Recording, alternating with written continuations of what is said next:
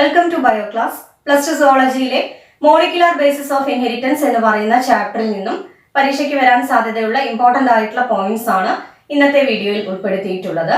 ബാക്കിയുള്ള ചാപ്റ്റേഴ്സിനെ പോലെയല്ല, ഏറ്റവും കൂടുതൽ മാർക്ക് വരുന്ന ഒരു ചാപ്റ്റർ ആണ് മോളിക്കുലർ ബേസിസ് ഓഫ് ഇൻഹെറിറ്റൻസ്.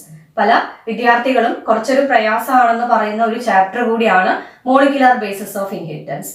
എന്നാൽ ഈ ഒരു ചാപ്റ്ററിൽ നിന്നും എങ്ങനെ ഫുൾ മാർക്ക് സ്കോർ ചെയ്യാം എന്നുള്ളതാണ് വളരെ ലളിതമായ രീതിയിൽ ഈ ഒരു വീഡിയോയിലൂടെ പറയുന്നത്. സോ നമുക്ക് സ്റ്റാർട്ട് ചെയ്യാം. ഈ ഒരു ചാപ്റ്ററിൽ ആദ്യം നമ്മൾ പറയുന്നത് ന്യൂക്ലിക് ആസിഡ്സിനെ കുറിച്ചാണ്. ന്യൂക്ലിക് ആസിഡ്സ് മെയിൻ ആയിട്ട് രണ്ട് ടൈപ്പ് ന്യൂക്ലിക് ആസിഡ്സ് ആണുള്ളത്, DNA ആൻഡ് RNA. ഇതിന്റെ എക്സ്പാൻഷൻ എക്സാമിന് ചോദിക്കാറുണ്ട്. DNA-യുടെ എക്സ്പാൻഷൻ ഡിയോക്സി റൈബോ ന്യൂക്ലിക് ആസിഡ് എന്നാണ്. RNA-യുടെ എക്സ്പാൻഷൻ റൈബോ ന്യൂക്ലിക് ആസിഡ് ആണ്. ഒരിക്കൽ കൂടി പറയാം, DNA expansion deoxy റൈബോ nucleic acid, RNA-യുടെ എക്സ്പാൻഷൻ റൈബോ ന്യൂക്ലിക് ആസിഡ്. അടുത്തതായി പറയുന്നത് മൂന്ന് ഇമ്പോർട്ടന്റ് പ്രോസസ്സുകളാണ്: റെപ്ലിക്കേഷൻ, ട്രാൻസ്ക്രിപ്ഷൻ, ട്രാൻസ്ലേഷൻ. ഈ മൂന്ന് പ്രോസസ്സുകളുടെയും ഡീറ്റെയിൽ ആയിട്ടുള്ള കാര്യങ്ങളാണ് ഈ ഒരു ചാപ്റ്ററിൽ ഉൾപ്പെടുത്തിയിട്ടുള്ളത്. First one is replication. ഈ ഒരു പേരിൽ തന്നെയുണ്ട്, റെപ്ലിക്ക ഫോം ചെയ്യാണ് അല്ലെങ്കിൽ കോപ്പീസ് ഫോം ചെയ്യാണ്. എന്താണെന്ന് നോക്കാം. It is the process of making copies of DNA from another DNA. അതായത് ഒരു DNA-യിൽ നിന്നും മറ്റ് DNA-യുടെ കോപ്പീസ് ഫോം ചെയ്യാം. അതിനെയാണ് നമ്മൾ റെപ്ലിക്കേഷൻ എന്ന് പറയുന്നത്. The next one is transcription. Transcription എന്ന് പറഞ്ഞിട്ടുണ്ടെങ്കിൽ it is the process of making RNA from DNA. RNA from DNA, അതായത് DNA-യിൽ നിന്നും RNA ഫോം ചെയ്യുന്ന പ്രോസസ്സിനെയാണ് ട്രാൻസ്ക്രിപ്ഷൻ എന്ന് പറയുന്നത്. Next one is translation. Translation it is the process of protein synthesis from RNA. It is the process of protein synthesis from RNA. അപ്പോൾ മാറിപ്പോവാതെ ശ്രദ്ധിക്കുക. ഒരിക്കൽ കൂടി പറയാം, റെപ്ലിക്കേഷൻ എന്ന് പറഞ്ഞാൽ DNA-യിൽ നിന്നും DNA ഫോം ചെയ്യുക. ദെൻ ട്രാൻസ്ക്രിപ്ഷൻ എന്ന് പറഞ്ഞാൽ DNA-യിൽ നിന്നും RNA ഫോം ചെയ്യുക. ദെൻ ട്രാൻസ്ലേഷൻ എന്ന് പറഞ്ഞിട്ടുണ്ടെങ്കിൽ പ്രോട്ടീൻ സിന്തസിസ് ആണ് വരുന്നത് ഇവിടെ, അതായത് RNA-യിൽ നിന്നും പ്രോട്ടീൻസ് ഫോം ചെയ്യാം. ഇത്രയും കാര്യങ്ങൾ ശ്രദ്ധിച്ച് പഠിക്കുക. പലതവണ റിപ്പീറ്റ് ചെയ്ത് ചോദിച്ചിട്ടുള്ള ഒരു ഇമ്പോർട്ടന്റ് ആയിട്ടുള്ള ക്വസ്റ്റ്യൻ ആണ് DNA-യുടെ ലെങ്ത്. അതായത് ഈ 4 ഓർഗാനിസംസിലും DNA-യുടെ ലെങ്ത് എങ്ങനെയാണെന്ന് പഠിച്ചു വെക്കുക. അത് സാധാരണ എക്സാമിന് ചോദിക്കാറുണ്ട്. അപ്പോൾ നമുക്കറിയാം, DNA-യുടെ സ്ട്രക്ചർ എന്ന് പറയുമ്പോൾ ഡബിൾ ഹെലിക്കൽ ആയിട്ടുള്ള ഒരു സ്ട്രക്ചർ ആണ് DNA-ക്കുള്ളത്. ഡബിൾ ഹെലിക്കൽ സ്ട്രക്ചറിൽ ഒരു സിംഗിൾ ടേൺ എന്ന് പറയുമ്പോൾ ഇവിടെ തൊട്ട് സ്റ്റാർട്ട് ചെയ്ത് ഇവിടെയാണ് സിംഗിൾ ടേൺ എൻഡ് ചെയ്യുന്നത്. ഒരു സിംഗിൾ ടേണിൽ 10 ബേസ് പെയർസ് ആണ് കാണുന്നത്. അതായത് ഇവിടെ 5 ബേസ് പെയർ ഉണ്ടായിരിക്കും, ഇവിടെ 5 ബേസ് പെയർ, അങ്ങനെ ടോട്ടൽ 10 ബേസ് പെയർസ് ആണ് ഒരു സിംഗിൾ ടേണിൽ കാണുന്നത്. ബേസ് പെയർസ് എന്ന് പറഞ്ഞിട്ടുണ്ടെങ്കിൽ നൈട്രജൻ ബേസസ്, അതായത് അഡെനിൻ ഗ്വാനിൻ പോലെയുള്ള നൈട്രജൻ ബേസസ് ജോയിൻ ചെയ്തിട്ടാണ് ബേസ് പെയർ ഫോർമേഷൻ നടക്കുന്നത്. അപ്പൊ നമുക്ക് ആദ്യം ഹ്യൂമൻ ബീങ്സിൽ DNA-യുടെ ലെങ്ത് എങ്ങനെയാണെന്ന് നോക്കാം. It is 3.3 × 10⁻⁹ base pair. ഏകദേശം 330 crore ബേസ് പെയർസ് ആണ് വരുന്നത്. ഒരിക്കൽ കൂടി പറയാം, ഹ്യൂമൻ ബീങ്സിന്റെ DNA ലെങ്ത് പലതവണ ആവർത്തിച്ച് ചോദിച്ചിട്ടുണ്ട്. It is 3.3 × 10⁻⁹ base pair. The next one is E. coli or Escherichia coli bacteria. ഇതിന്റെ DNA-യുടെ length 4.5 × 10⁻⁶ base pair. Then lambda bacteriophages and 5 bacteriophages. ഇത് രണ്ടും ബാക്ടീരിയോഫേജസ് എന്ന് പറഞ്ഞാൽ ഇവ രണ്ടും വൈറസുകളാണ്. ശ്രദ്ധിക്കുക, ബാക്ടീരിയോഫേജസ് എന്ന് പറഞ്ഞാൽ ബാക്ടീരിയകളല്ല, ബാക്ടീരിയ ഈറ്റിംഗ് വൈറസുകളെയാണ് ബാക്ടീരിയോഫേജസ് എന്ന് പറയുന്നത്. അപ്പൊ ആദ്യം ലാംഡ ബാക്ടീരിയോഫേജിന്റെ DNA ലെങ്ത് നോക്കാം. It is 48,502 base pairs and 5 ബാക്ടീരിയോഫേജിന്റെ ലെങ്ത് 5,386 ബേസ് പെയർ. അപ്പൊ ഇത്രയും കാര്യങ്ങൾ ഓർത്ത് വയ്ക്കുക. ഇത് പലതവണ റിപ്പീറ്റ് ചെയ്ത് ചോദിച്ചിട്ടുള്ള ഒരു ക്വസ്റ്റ്യൻ ആണ്. Next important topic is central dogma. Central dogma propose ചെയ്ത സയന്റിസ്റ്റ് ആരാണെന്ന് ഓർത്ത് വയ്ക്കുക. ഫ്രാൻസിസ് ക്രിക്ക് ആണ് സെൻട്രൽ ഡോഗ്മ പ്രപ്പോസ് ചെയ്തത്. ഫ്രാൻസിസ് ക്രിക്ക് എന്താ പറഞ്ഞതെന്ന് നോക്കാം. States that the flow of information is from DNA to RNA and then into proteins. അതായത് ഇൻഫോർമേഷൻസ് ഫ്ലോ ചെയ്യുന്നത് DNA-യിൽ നിന്നും RNA-യിലേക്കും RNA-യിൽ നിന്ന് പ്രോട്ടീൻസിലേക്കും ആണ്. ഒരിക്കൽ കൂടി പറയാം, സെൻട്രൽ ഡോഗ്മ എന്താണെന്ന് ചോദിക്കാറുണ്ട്. It States that the flow of information is from DNA to RNA and then into proteins. അപ്പോൾ ആ ഒരു കാര്യം ഓർത്ത് വയ്ക്കുക. then ഈ ഒരു റെപ്രസെന്റേഷൻ ഇമ്പോർട്ടന്റ് ആണ്. ഇത് എക്സാമിന് ഏതെങ്കിലും ഭാഗങ്ങളൊക്കെ ഫില്ല് ചെയ്യാനായിട്ട് ചോദിക്കാറുണ്ട്. അപ്പൊ എങ്ങനെയാണെന്ന് നോക്കാം. DNA യിൽ നിന്നും DNA ഫോം ചെയ്യും. നമ്മൾ ആദ്യം 3 പ്രോസസ്സുകൾ പറഞ്ഞിരുന്നു. First one is replication. അതായത് റെപ്ലിക്കേഷൻ എന്ന് പറഞ്ഞാൽ DNA യിൽ നിന്ന് DNA തന്നെ ഫോം ചെയ്തു. then DNA യിൽ നിന്നും RNA ഫോം ചെയ്തു. ആ ഒരു പ്രോസസ്സിനെ നമ്മൾ ട്രാൻസ്ക്രിപ്ഷൻ എന്ന് പറഞ്ഞു. RNA യിൽ നിന്നും പ്രോട്ടീൻസ് ഫോം ചെയ്തു. ആ ഒരു പ്രോസസ്സിനെ നമ്മൾ ട്രാൻസ്ലേഷൻ എന്ന് പറഞ്ഞു. അപ്പോൾ ചില വൈറസുകളിൽ, ചില റിട്രോ വൈറസുകളിൽ ഈ ഒരു ഇൻഫർമേഷൻസ് നേരെ റിവേഴ്സ് ആയിട്ട് ഫ്ലോ ചെയ്യാറുണ്ട്.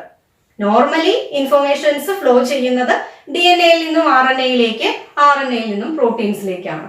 എന്നാൽ ചില വൈറസുകളിൽ ഇൻഫർമേഷൻസ് നേരെ റിവേഴ്സ് ആയിട്ട് ഫ്ലോ ചെയ്യാറുണ്ട്. അതായത് RNA യിൽ നിന്നും DNA യിലേക്ക് ഇൻഫർമേഷൻസ് ഫ്ലോ ചെയ്യാറുണ്ട്. അത്തരം വൈറസുകളെ റിട്രോ വൈറസുകൾ എന്ന് പറയുന്നു. ഇമ്പോർട്ടന്റ് ആണ്. റിട്രോ വൈറസ് എന്താണെന്ന് ചോദിക്കാറുണ്ട്. റിട്രോ വൈറസിന്റെ പ്രത്യേകത, ഇത്തരം വൈറസുകളിൽ ഇൻഫർമേഷൻസ് RNA യിൽ നിന്നും DNA യിലേക്കാണ് ഫ്ലോ ചെയ്യുന്നത്. എക്സാമ്പിൾ, റിട്രോ വൈറസിന് എക്സാമ്പിൾസ് ചോദിക്കാറുണ്ട്. HIV വൈറസ് ഒരു റിട്രോ വൈറസ് ആണ്. അതുപോലെ തന്നെ കൊറോണ വൈറസ് ഒരു റിട്രോ വൈറസ് ആണ്. അപ്പോൾ ഇങ്ങനെ ഇൻഫർമേഷൻസ് RNA യിൽ നിന്നും DNA യിലേക്ക് ഫ്ലോ ചെയ്യുന്നതിനെ പറയുന്ന പേരാണ് റിവേഴ്സ് ട്രാൻസ്ക്രിപ്ഷൻ. എക്സാമിന് ചോദിക്കാറുണ്ട്. എന്താണ് റിവേഴ്സ് ട്രാൻസ്ക്രിപ്ഷൻ? അതിന് എക്സാമ്പിളും ചോദിക്കാറുണ്ട്.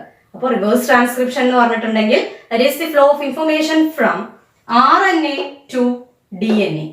RNA യിൽ നിന്നും DNA യിലേക്ക് ഇൻഫർമേഷൻസ് ഫ്ലോ ചെയ്യുന്നതിനെയാണ് റിവേഴ്സ് ട്രാൻസ്ക്രിപ്ഷൻ എന്ന് പറയുന്നത്. അതായത് ട്രാൻസ്ക്രിപ്ഷൻ എന്ന് പറഞ്ഞാൽ നമുക്കറിയാം DNA യിൽ നിന്നും RNA യിലേക്ക് ഇൻഫർമേഷൻസ് ട്രാൻസ്ഫർ ചെയ്യാണ്. ദെൻ അപ്പോൾ റിവേഴ്സ് ട്രാൻസ്ക്രിപ്ഷൻ എന്ന് പറഞ്ഞിട്ടുണ്ടെങ്കിൽ അത് നേരെ ഓപ്പോസിറ്റ് ആയിട്ടാണ് വരിക. ഇൻഫർമേഷൻസ് RNA യിൽ നിന്നും DNA യിലേക്ക് ഫ്ലോ ചെയ്യുന്നു. അപ്പോൾ ഇവിടെ ചോദിക്കുന്ന മറ്റൊരു ക്വസ്റ്റ്യൻ ആണ്, റിവേഴ്സ് ട്രാൻസ്ക്രിപ്ഷന് സഹായിക്കുന്ന എൻസൈം ഏതാണെന്ന് ചോദിക്കാറുണ്ട്. റിവേഴ്സ് ട്രാൻസ്ക്രിപ്ഷൻ നടക്കാൻ സഹായിക്കുന്ന എൻസൈം ഏതാണെന്ന് ചോദിക്കാറുണ്ട്. എൻസൈമിന്റെ പേര് ഓർത്തു വയ്ക്കുക, റിവേഴ്സ് ട്രാൻസ്ക്രിപ്റ്റേസ്. എൻസൈമിന്റെ പേര് റിവേഴ്സ് ട്രാൻസ്ക്രിപ്റ്റേസ്. അടുത്തതായി പറയുന്നത് DNA സ്ട്രക്ചറിൽ നമ്മൾ ഓർത്തു വെക്കേണ്ട ഇമ്പോർട്ടന്റ് ആയിട്ടുള്ള കുറച്ച് പോയിന്റ്സ് ആണ്.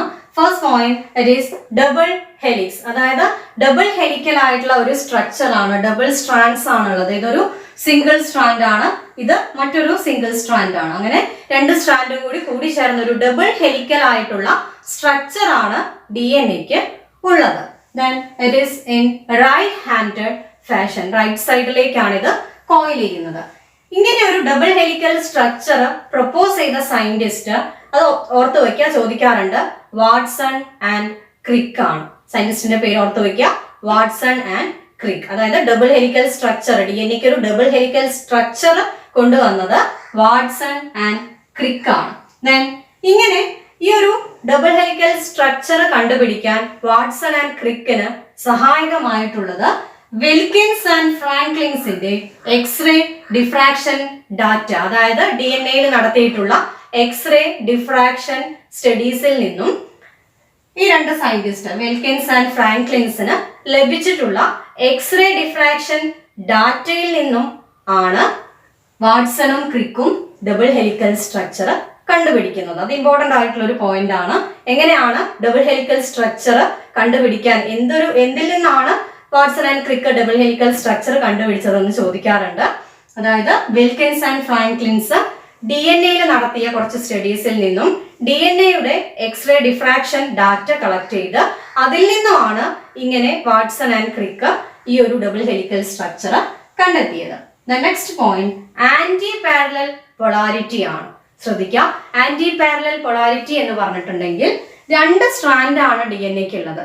അപ്പോൾ ഒരു സ്ട്രാൻഡ് സ്റ്റാർട്ട് ചെയ്യുന്നത് ഇവിടെ 5' എൻഡ് ആണെങ്കിൽ ഇതിന്റെ താഴെ വരുന്നത് 3' എൻഡ് ആയിരിക്കും.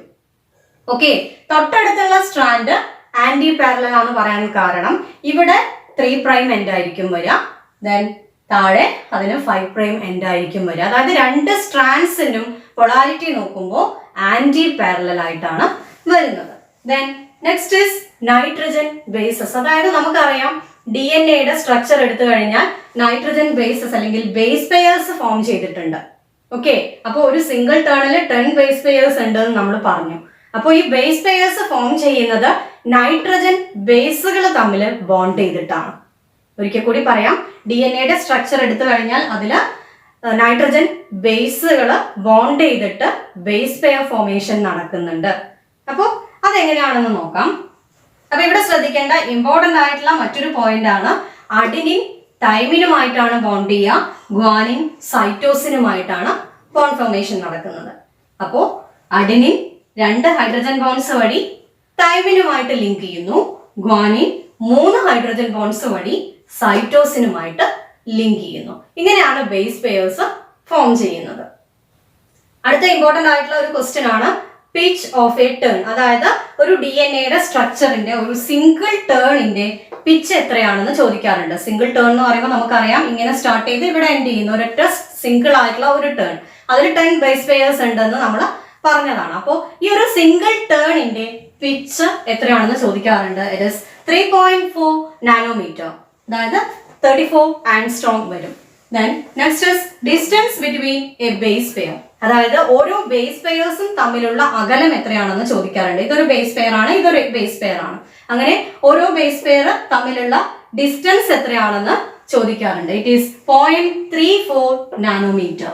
Then width of DNA-യുടെ വിഡ്ത്ത് ചോദിക്കാറുണ്ട്. It is 20 angstrom. അപ്പൊ ഇത്രയും പോയിന്റ്സ് ഓർത്ത് വയ്ക്കുക.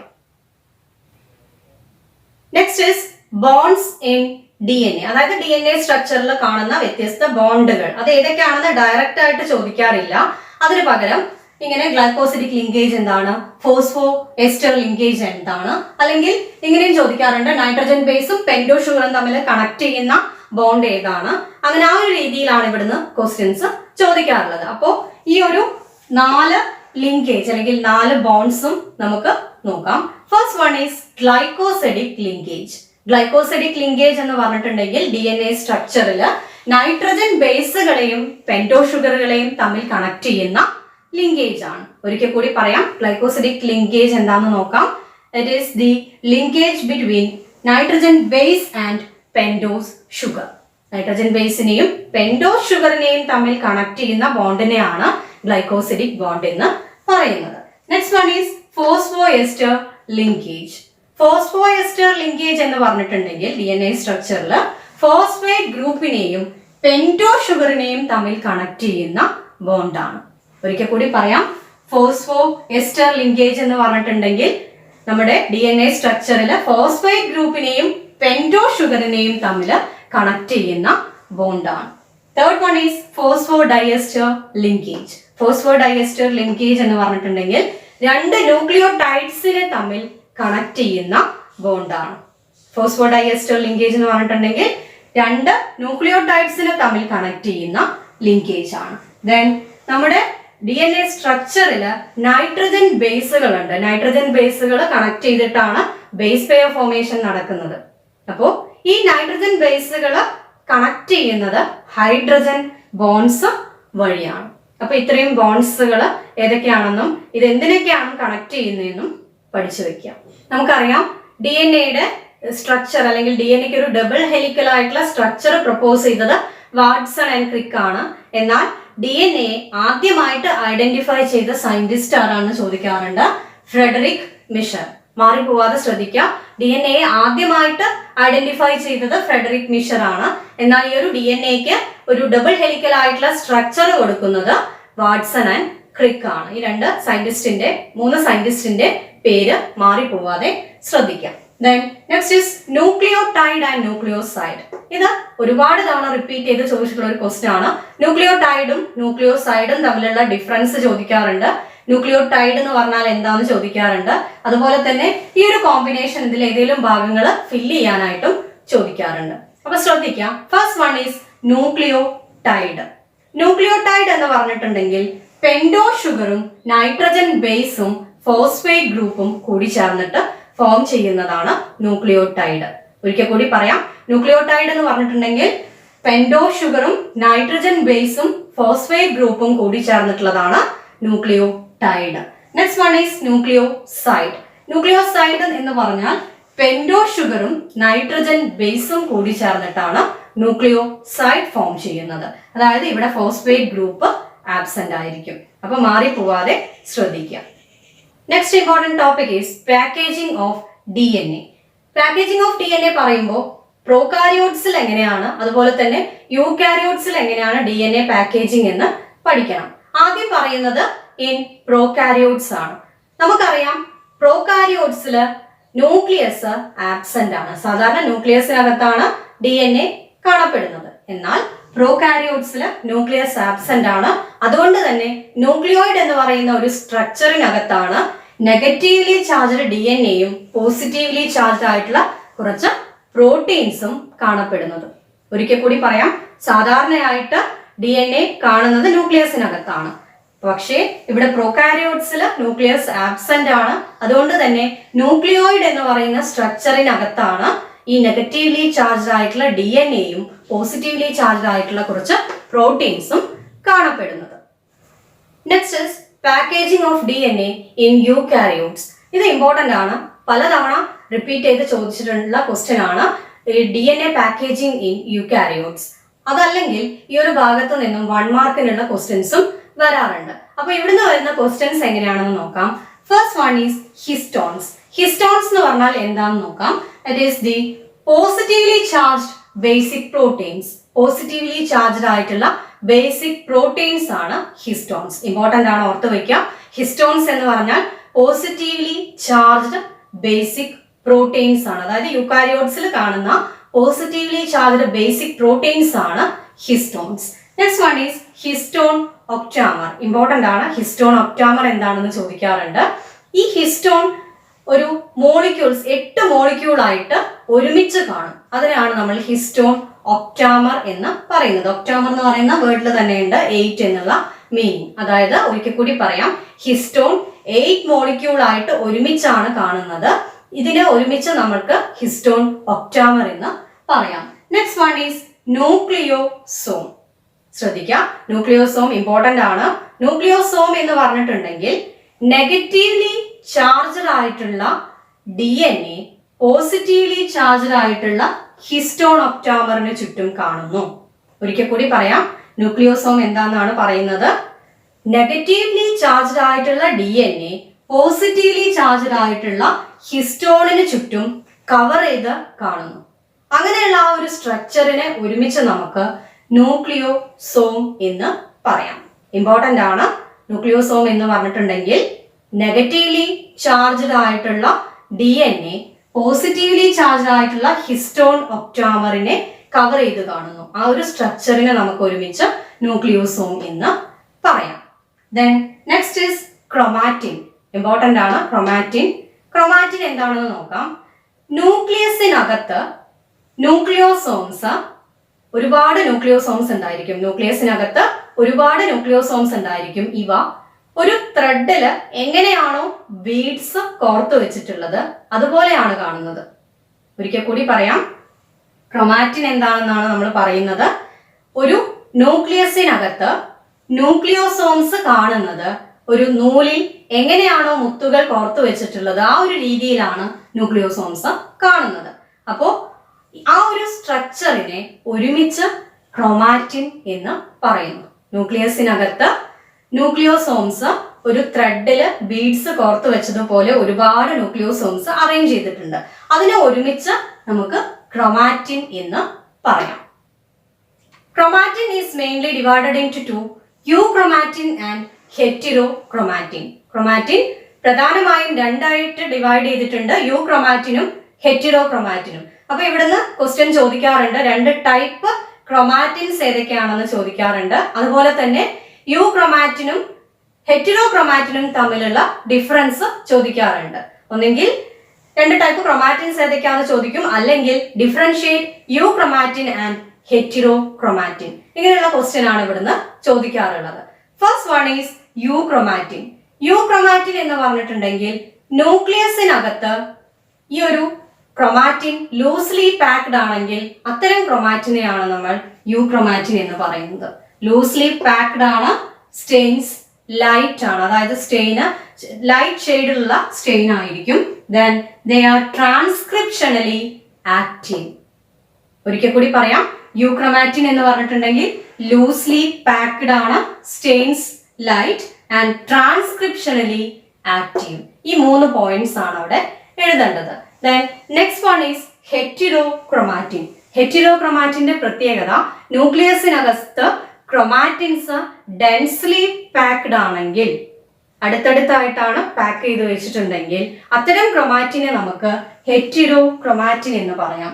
ഇതിന്റെ മറ്റൊരു പ്രത്യേകത they stains dark and they are inactive chromatin. അതായത് ഇവിടെ നമ്മൾ പറഞ്ഞു ട്രാൻസ്ക്രിപ്ഷണലി ആക്റ്റീവ് ആണെന്ന് പറഞ്ഞു. ഇവിടെ ഹെറ്റിരോക്രോമാറ്റിൻ ട്രാൻസ്ക്രിപ്ഷണലി ഇനാക്റ്റീവ് ആയിട്ടുള്ള ക്രോമാറ്റിൻസ് ആണ്. അപ്പൊ ഇത്രയും കാര്യങ്ങളാണ് ക്രോമാറ്റിൻസിനെ ഡിഫറൻഷിയേറ്റ് ചെയ്യാൻ, അതായത് യൂക്രോമാറ്റിനും ഹെറ്റിരോക്രോമാറ്റിനും തമ്മിൽ ഡിഫറൻഷിയേറ്റ് ചെയ്ത് എഴുതാൻ പറഞ്ഞിട്ടുണ്ടെങ്കിൽ ഇത്രയും പോയിന്റ്സ് ആണ് ഇൻക്ലൂഡ് ചെയ്യേണ്ടത്. മോളിക്കുലർ ബേസിസ് ഓഫ് ഇൻഹെറിറ്റൻസ് എന്ന് പറയുന്ന ചാപ്റ്റർ നമുക്കറിയാം വളരെ പ്രധാനപ്പെട്ട ഒരു ചാപ്റ്റർ ആണ്. അതായത് മാക്സിമം മാർക്ക് വരുന്ന ഒരു ചാപ്റ്റർ ആണ്. ബാക്കിയുള്ള ചാപ്റ്റേഴ്സിനെ അപേക്ഷിച്ച് നോക്കുമ്പോൾ ഏറ്റവും കൂടുതൽ വെയിറ്റേജ് വരുന്ന ഒരു ചാപ്റ്റർ ആണ് മോളിക്കുലർ ബേസിസ് ഓഫ് ഇൻഹെറിറ്റൻസ്. നമ്മുടെ ഈ ഒരു പബ്ലിക് എക്സാമിന് മാത്രമല്ല, എൻട്രൻസ് എക്സാമുകൾക്കൊക്കെ ആണെങ്കിലും സുവോളജി ബേസ്ഡ് ആയിട്ടുള്ള എക്സാമുകൾക്കൊക്കെ ആണെങ്കിലും ഏറ്റവും കൂടുതൽ ക്വസ്റ്റ്യൻസ് വരുന്ന ഒരു ടോപ്പിക് ആണ് മോളിക്കുലർ ബയോളജി. അപ്പോൾ ഈ ഒരു ചാപ്റ്റർ വളരെ സിമ്പിൾ ആയിട്ടാണ് ഡിസ്കസ് ചെയ്ത് പോകുന്നത്. അപ്പോൾ ഇതിന്റെ ബാക്കി ഭാഗങ്ങൾ അടുത്ത വീഡിയോയിൽ ഉൾപ്പെടുത്തുന്നതായിരിക്കും. ചാനൽ ഇതുവരെ സബ്സ്ക്രൈബ് ചെയ്യാത്തവരാണെങ്കിൽ താഴെയുള്ള സബ്സ്ക്രൈബ് ബട്ടൺ ഒന്ന് ക്ലിക്ക് ചെയ്ത് ക്ലാസ്സുകൾ അപ്ലോഡ് ചെയ്യുമ്പോൾ തന്നെ നോട്ടിഫിക്കേഷൻസ് ലഭിക്കുന്നതിനായി ബെൽ ഐക്കൺ കൂടി ഒന്ന് എനേബിൾ ചെയ്യുക. Thank you all for watching this video.